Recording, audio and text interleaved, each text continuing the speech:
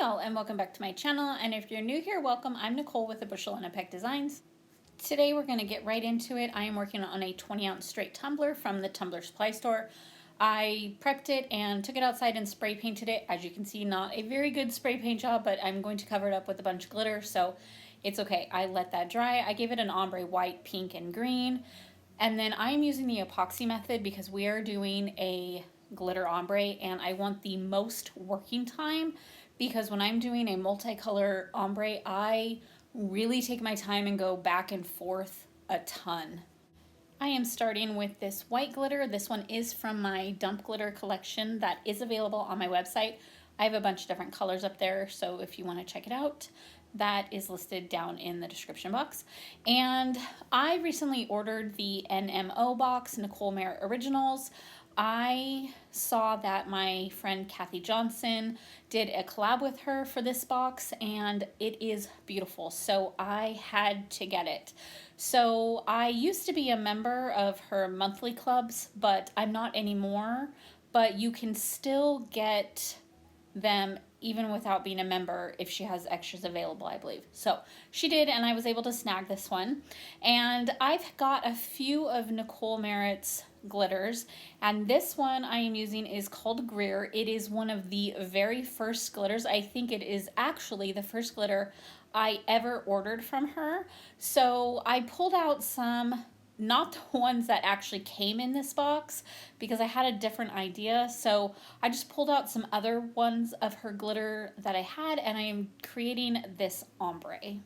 I know a lot of people do ombres differently, and what I have found works best for me is to go in with a light coverage right in the center of that area you're doing for that color, and then tilt your cup up and down and just give it a very light coverage, and then keep building on it in that same manner. So start in one spot, light coverage, do the other colors, go back over, a little bit heavier coverage, go back over, a little bit heavier coverage. I literally go back and forth several times.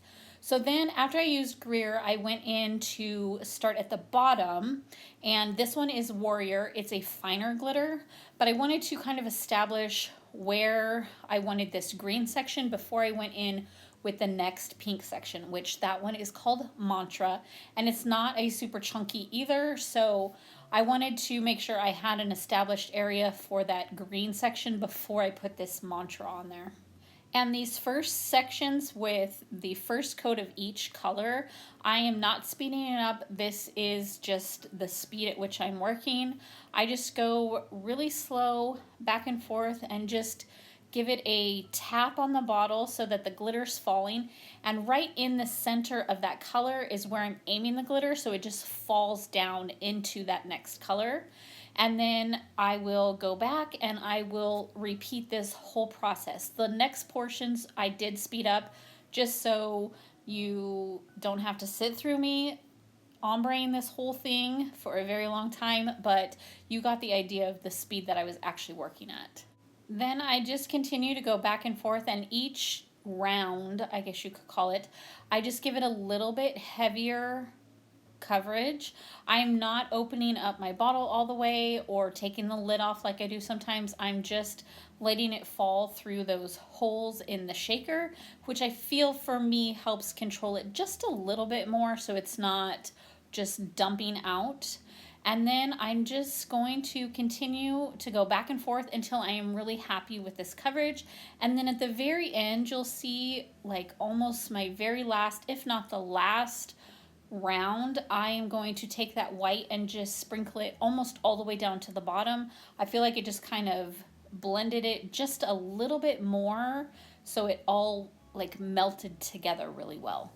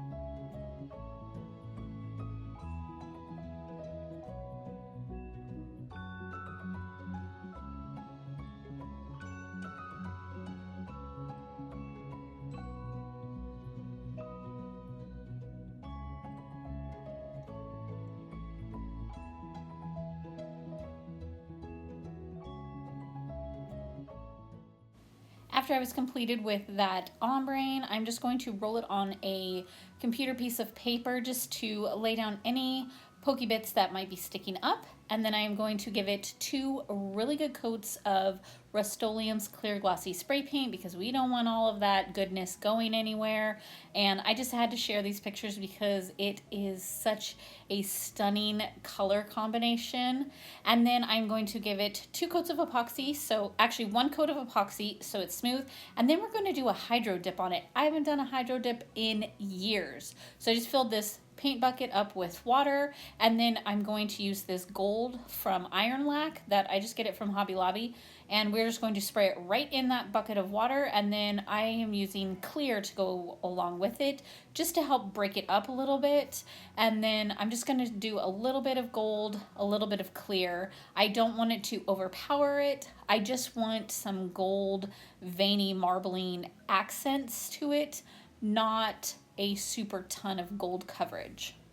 I know you could just leave out the clear and just do gold, but I feel like the clear helps break up those big patches of gold and helps give it a little bit more of a marbling look. So once I was happy with that, I am just going to take my tumbler on a stick and just dip it right in there and then kind of brush away some of the other gold and just pull it out immediately, and that's it. That is all it takes for a, not a power wash, I was going to call it a power wash, a hydro dip, and that is it. And then I'm going to set it aside and let it dry, and then some of the gold got like bubbles almost, and there was water trapped under there, so I wanted to make sure I popped any bubbles, so I just took it to my desk and used a paper towel and popped any bubbles, and then I let it sit for quite a while and make sure it was completely dry. And then I am going to give it a really good coat of epoxy, and then I am going to give it a good sand and then give it 1 more thin coat of epoxy because we want it to be completely smooth when we add this decal. Now, when I told you about that box, this was like the biggest reason I wanted to buy that box. I love this decal. It is a white backed clear decal, so I put it on the side where the marbling was the most heavy because I really wanted to make sure that we could still see a ton of that ombre because it is beautiful. So I just cut all the way around the image on this decal, and then we're just going to apply it like the hinge method. I taped it down, and then I'm going to cut off a little bit of that backing and then lay it down flat and then apply it with my felt edge squeegee and just apply it and then move on to this next step.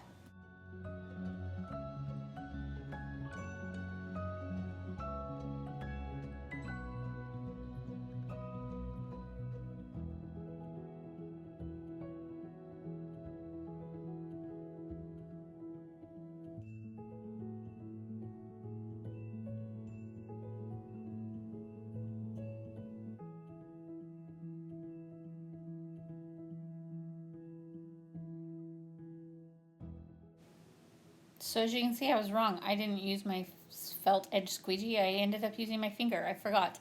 But then I am going to go right in and give it a coat of epoxy, and then I'm going to use Fancy from Diamonds and Dust. It is a chunky gold glitter, and I'm just going to take a little bit in my fingers and just sprinkle it in that open area. Tried not to get it on top of that decal, and that way it just gave it a little bit more dimension because we have the chunky glitter on a higher level, so it's not like mixing in or looking like it's part of that bottom glitter ombre. And then I gave it 1 more final coat and it was all done. This one is pretty simple after that ombre, but I feel like the ombre with the gold accents from that, not power wash, hydro dip, and then this beautiful decal just brought it all together so perfectly. This one will be available on my website if you'd like to snag it. And that is it. As usual, all the information where to find me and the products that I use will be listed down in the description box. And that's it. I hope that I have inspired you in one way or another. And I will be back all next week with our Father's Day dad inspired series, so make sure you hit the bell notification to be notified every time I upload a new video, and I will see you on Monday. Bye y'all.